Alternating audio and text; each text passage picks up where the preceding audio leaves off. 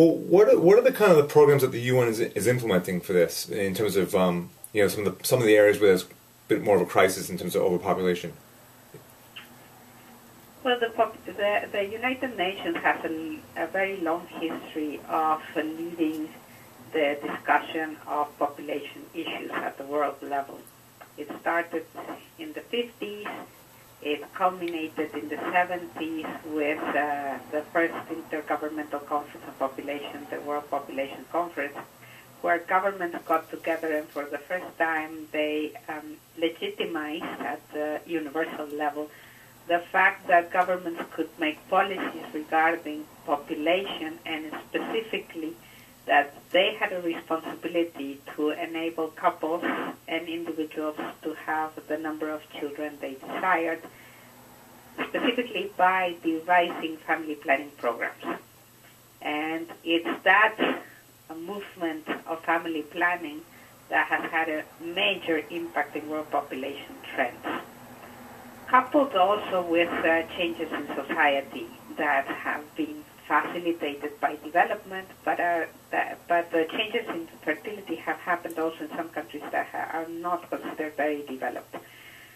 So those cases show that government commitment to enabling people to have the number of children they really want helps reduce population growth in many settings.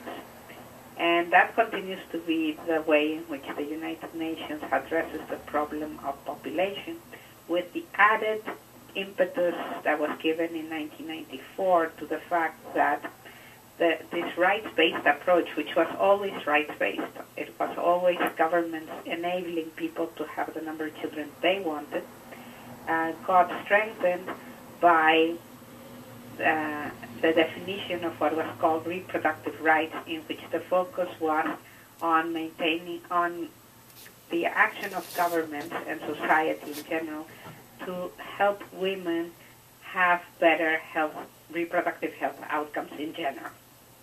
Now, it's funny that you started your conversation talking about the issues of infertility, because it was the program of action adopted in 1974, the one that was in a way more balanced than even the 94 plan, because it mentioned that this responsibility that governments had to enable individuals to have the number of children they wanted went two ways.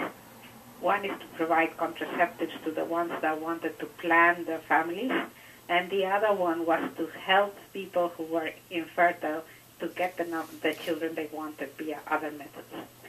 So it was very balanced, and it even mentioned adoption as another possible method.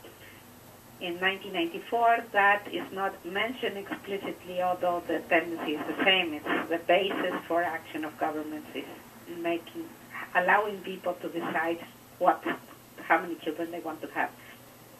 And in most societies, when people are allowed to do that, they tend to have lots fewer children than they used to have. And that's how fertility has come down in almost all countries in the world. But at this moment, the countries that have relatively high fertility, and even in those fertility has come down a little bit, account for about 15% of the population of the world. So we can say that the battle is almost won against high population growth. However, the problem that we still see, and that's what we emphasize, is that this 15% of the population, if that maintains its high fertility, that 15% of the population could repopulate the world several times over if given enough time. Right. So, and the other cause of concern is that this 15% of the population tends to be concentrated mostly in very poor countries. They're the least developed countries, and they're the countries that are in many ways are considered fragile states because they have other problems of governance, of development, of lack of resources, of high poverty.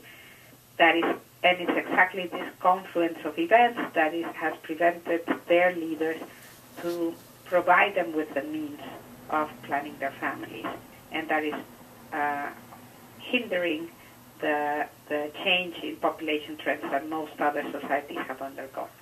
Well, let me ask you. I mean, I was looking at your projections, 50-year growth projections.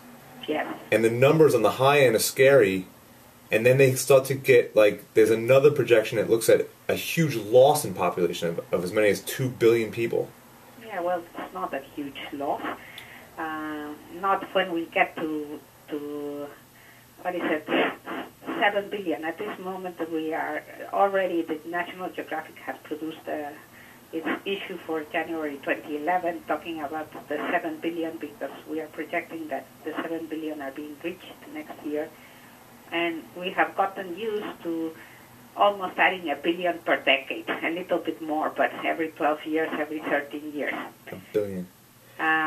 So these last 20 years have been of very rapid population growth in terms of numbers, although the speed of population growth is actually declining. But because you're starting with a relatively huge population, you're adding a lot of numbers. Because now the slowdown of population growth is beginning to set in. It's like when you're driving a car and you press on the brakes, it takes some while to stop. We're beginning to stop, so we expect that the next billion is going to take a lot more years, more like 2 decades. Okay. And in our medium projection, we get to 9 billion, and the good story about the 9 billion is that if the path that we project becomes a reality, that number might be near to the top if the trends continue with very low fertility everywhere. Is 9 billion sustainable? I don't know. Yeah. We're not getting into sustainability. We're telling you about what those numbers match. Now, the interesting fact is that we have a high projection that projects only half the children above the median. It's not a big difference. But that gets you to 10-point-something billion, and you have to see the numbers because I don't remember them exactly, but I think it's 10.4 billion or something like that. And one thinks, well, just 1 billion more, it's not that much.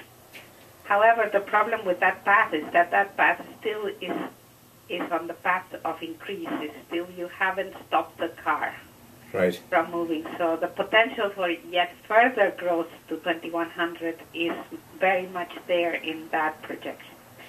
The one that you say takes you to 7.6 billion, so it's, if I remember correctly, it's just about 1.5 billion less than the medium. But you have to check my numbers because I don't remember them by heart. Right. That has half a child less than what for every country than what we're projecting in the medium projection. But it's important that this half child more and half child less is around what is replacement level. That's why it makes so much difference in the one increases and the other one decreases in the two projections. And that would mean that it's population that at the world level is declining and it's contracting. And if you're worried about sustainability, if the world hasn't collapsed now that we have 7 billion, it's less likely to collapse if the world goes back to 7 billion after having increased. Right. The worry about that declining population is that the decline eventually becomes exponential, just as the growth was exponential, and it becomes more difficult to stop it from declining even more.